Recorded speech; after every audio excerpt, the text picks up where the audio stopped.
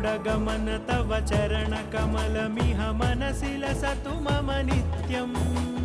गरुडगमन तव चरणकमलमिह मनसि लसतु मम नित्यम्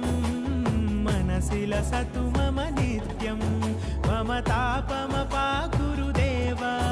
मम पापमपाकुरु देव मम तापमपाकुरु देव मम पापमपाकुरु देव